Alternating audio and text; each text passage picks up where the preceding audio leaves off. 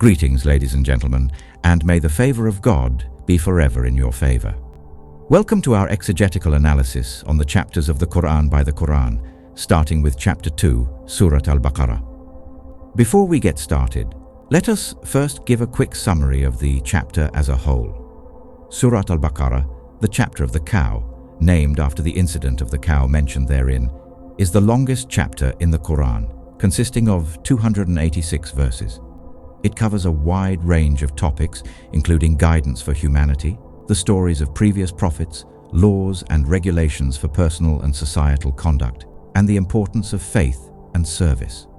Verses 1 to 29 emphasize the importance of true fidelity to the one God, the unseen, and the significance of suitable actions, here in particular commemoration of the divine through regular communion with God, divine revelation, charitable acts, and faithfulness. Verses 30 to 39 cover the story of Adam and the fall of man, as well as his subsequent journey on earth. Verses 40 to 103 cover numerous references to the history of the children of Israel, their trials, tribulations, and the blessings bestowed upon them, as well as their reaction to the revelation of the Quran.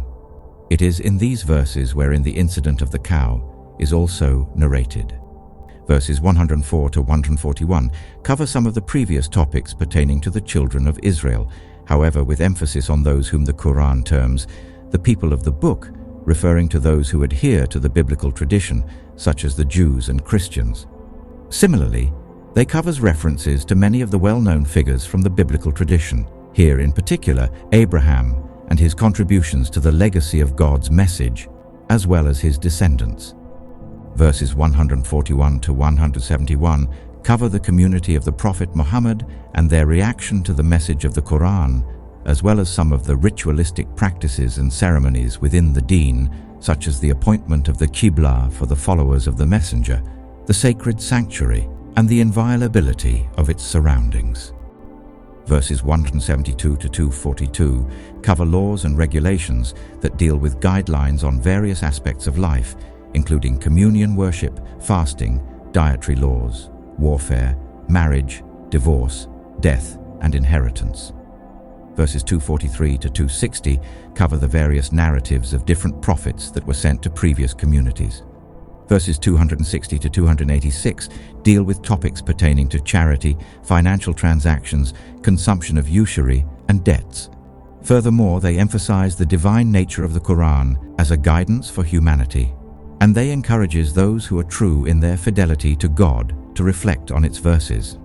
Overall, the chapter serves as a comprehensive guide for the faithful, providing them a moral, ethical, and spiritual guidance for leading a righteous life in accordance with the principles of God.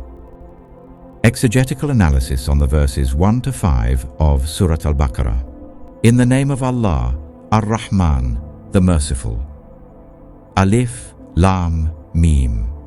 That is the prescribed mandate in which there is no restlessness or doubt, a guidance for the prudent.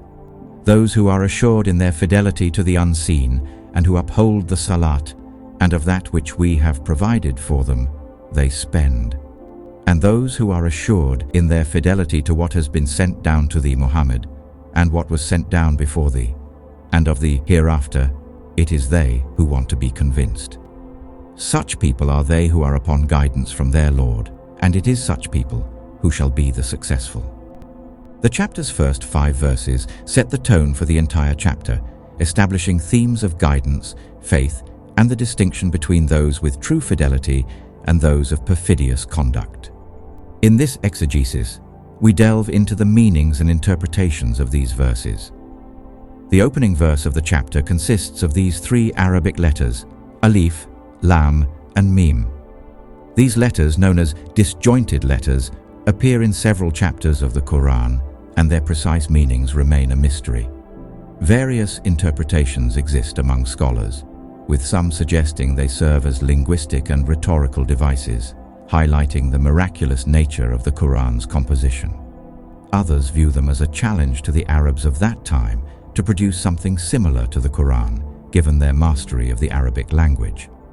At best, however, these letters seem to serve as markers or indicators for the Quran's divine origin and its linguistic uniqueness.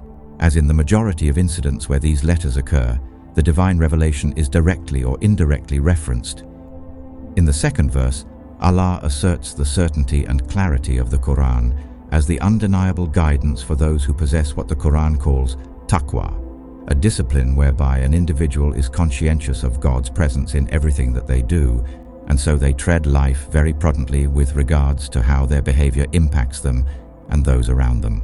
A discipline that keeps them composed, balanced, and cautious enough to shun enmity, aggression, and hostility. The term kitab, here rendered as the divine mandate, emphasizes the Quran's status as a comprehensive divine corpus meant to guide humanity, encompassing laws, moral teachings, and spiritual guidance. The phrase, "no restlessness or doubt," underscores the Quran's authenticity and the unwavering conviction of its message to serve as guidance for those who are composed and prudent. Through this verse, the faithful are reminded of the Quran's significance in shaping their lives and fostering a deeper connection with the divine, ensuring that they do not deviate from the straight and narrow path that leads to salvation. Verse 3 outlines the characteristics of those with fidelity to God, highlighting their assurance in the unseen mysteries, which comprises of Allah, His angels, the divine revelations, the Day of Judgment, and the prophets. People who place their faith and trust in the unseen mysteries are understood as extra wary with regards to how their behavior impacts others, as they expect a judgment from their Lord, and so they do not behave in an unruly and lawless manner. They are aware that their actions are being monitored by one ever observant, well acquainted, and so they are very cautious to not behave wickedly. Their divine awareness is further emphasized through their regular communion with the divine and generosity through charitable works. The communion, salat, typically rendered as prayer, serves as a fundamental duty in conveying their submission and surrender to God, as well as their complete devotion to His revelations. Additionally, the obligation to spend from their wealth and possessions for the sake of Allah reflects their conscientiousness towards the well-being of their fellow human beings. Verse 4 underscores the continuity of divine revelation and the importance of being faithful to all revealed scriptures, including the Quran and previous scriptures sent to earlier prophets such as the Torah, the Gospel, the Psalms, and many others. The faithful are encouraged to acknowledge the interconnectedness of prophetic messages and to affirm their faith in the hereafter, as conviction in the hereafter serves as a driving force for those with fidelity to God, shaping their actions and decisions in accordance with divine teachings. The concluding verse reaffirms then the guidance provided by Allah to those who adhere to His commands and principles. Those who embody the qualities mentioned in the preceding verses are deemed successful in both this world and the hereafter. Success, in the Quranic context, transcends material wealth and worldly achievements, encompassing spiritual fulfillment, moral integrity, and salvation in the sight of Allah. In conclusion, these first 5 verses of Surat al-Baqarah lay the groundwork for understanding the Quran's overarching themes of guidance, faith, and righteousness. They emphasize the importance of unwavering fidelity to Allah, adherence to divine injunctions, and the pursuit of righteousness as pathways to success in this life and the hereafter. As those who are true to their fidelity in Allah reflect upon these verses, they are reminded of their responsibilities and commitments to live a life in accordance with the teachings of the Quran.